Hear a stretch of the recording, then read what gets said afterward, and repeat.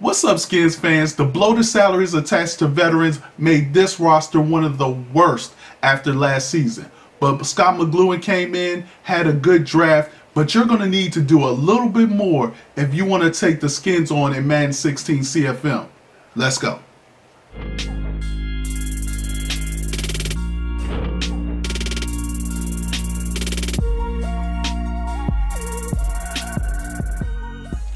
What's up, guys? This is Shotmaster, aka the Graybeard Gamer, with another Madden NFL 16 player ratings and team projection. And today I take on my favorite team, the Washington Redskins. Now, big shout out to Mr. Gerald Lee. You were chosen to be put into a drawing for a free copy of Madden NFL 16.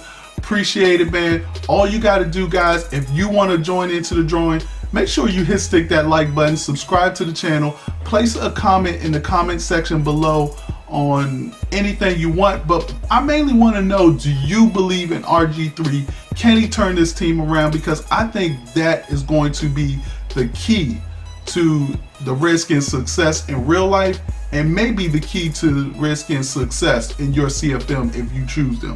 Now, they had a great draft, not a great draft pick, but I thought they had a good draft pick. They addressed some needs. You know, they had Orakpo as a free agent. I'm glad they didn't re-sign him. I didn't think he was worth re-signing and giving him all that money. So Brian Orakpo leaves. He goes to Tennessee. Stephen Bowen, defensive end, went to the Giants. And Roy Helu, the running back, went to Oakland. Now, Roy Helu was a backup running back, but he provided the speed where Alfred Morris had the strength. And a lot of people in Madden NFL 15 use Helu instead of Alfred Morris. Well, we're going to be looking for another speedy back if you take on the Redskins in Madden NFL 16. So let's talk about their draft. So they drafted Brandon Sheriff, right tackle. They drafted Preston Smith, outside linebacker.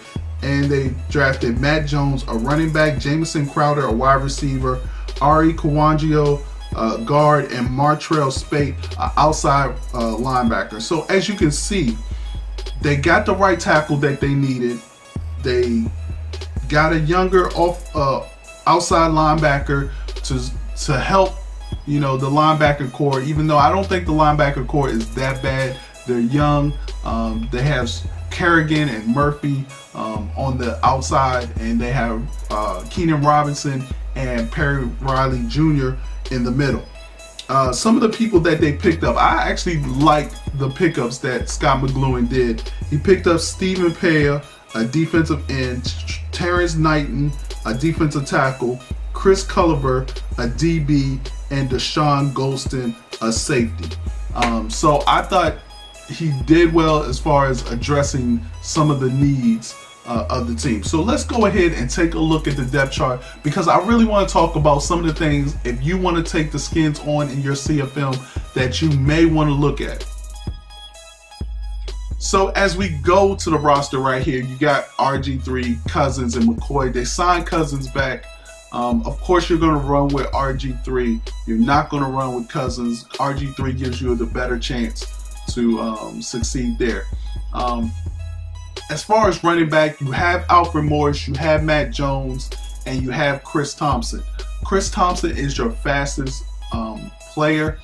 Alfred Morris is a good back. I like Alfred Morris. Matt Jones is almost the Alfred Morris type back. He's a bigger back, actually 6'2", 230.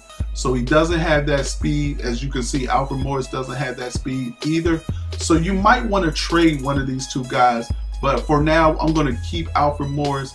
I'm going to move Chris Thompson up to the second spot. Fullback, you got one of the best fullbacks in the league, and Darrell Young. All right, so here's where I think you can do some things. You have Deshaun Jackson. You have Pierre Garcon. You might want to trade Pierre Garcon just because, you know, he's trade bait. I mean, you might want to shore up your cornerbacks. We'll talk about the cornerbacks in a while. But if you keep them, that's good too. You still have Andre Roberts out there, and you have the rookie Crowder. I would move Crowder to the third spot. At your tight end, you have Jordan Reed and Niles Paul and Logan Paulson. All big, tall, wide tight ends. I like Jordan Reed. He's really athletic. He's fast.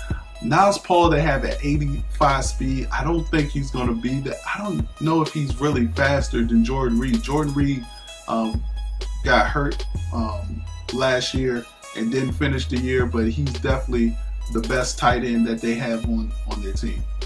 As we go to the offensive line, we'll go to the right tackle because that's where they drafted Brandon Sheriff, big strong guy, 6'5", good acceleration. I mean, you really don't think about tackles moving to the outside or anything or pulling. So if he's ever in a pull situation, he's definitely got the acceleration for it. And he also is going to have some nice run blocking and pass blocking as well. So 92 run blocking, 85 pass blocking. I think that's about where you go.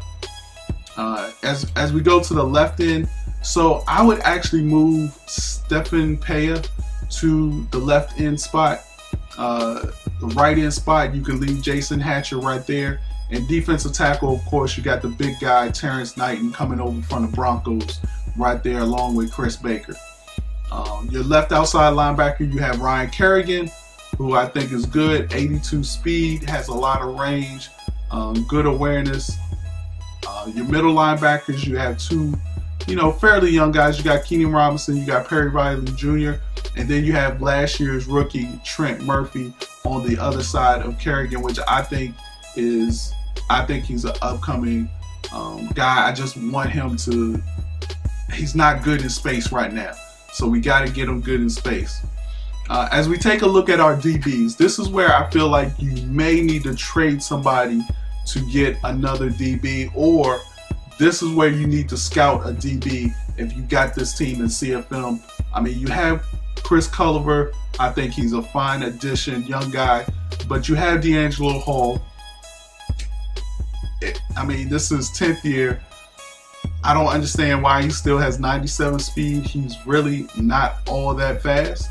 So, I mean, I don't expect DHall to have 97 speed when Madden 16 comes out. Who knows? I don't know. Updated rosters, he's okay, but I don't know. It just seems a little fast. Then you have Breland and Emerson. Emerson has been a big disappointment. If you're a Skins fan, Emerson has been a big disappointment. Breland, I feel like, is an up-and-coming guy. He just needs that confidence. I mean, he did the best job against Des Bryant last year than anybody.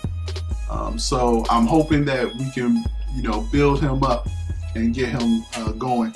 You had Dashon Goldson, which I thought was a good bring over from Tampa. And then you have Gerard Johnson. So, guys, there you go. That's the breakdown for my Washington Redskins. Where do I see them ending up? It's going to be tough because I feel like if my man RG3 can get his act together and actually sit in the pocket and throw passes, then this team will be all right. If he struggles, the offense struggles, then the whole team is going to struggle because that defense cannot be out there. That the defense is not built to be the main focus of this team, and you just, don't turn the ball over. No, because they're not going to get a lot of turnovers. I just think it's all up to RG3, just like I think with all the teams in the NFC East. It's just a little things. If little things go their way, I think any one of those 4 teams can win the division in the NFC East. So, guys, thanks for watching it. Stick that like button, subscribe to the channel, post in the comments what you think the Redskins record will be, and if you think RG3 is going to have a good year this year, or this is his last year as the starter for the Washington Redskins. I appreciate you. This Shotmaster, I'm out. Peace. Hey, what's up, guys? Thanks for watching the video. Do me a favor, stick that like button, subscribe to the channel, and follow me on Twitter at Shotmaster for more gaming news and information. And I will check you guys out later. Peace.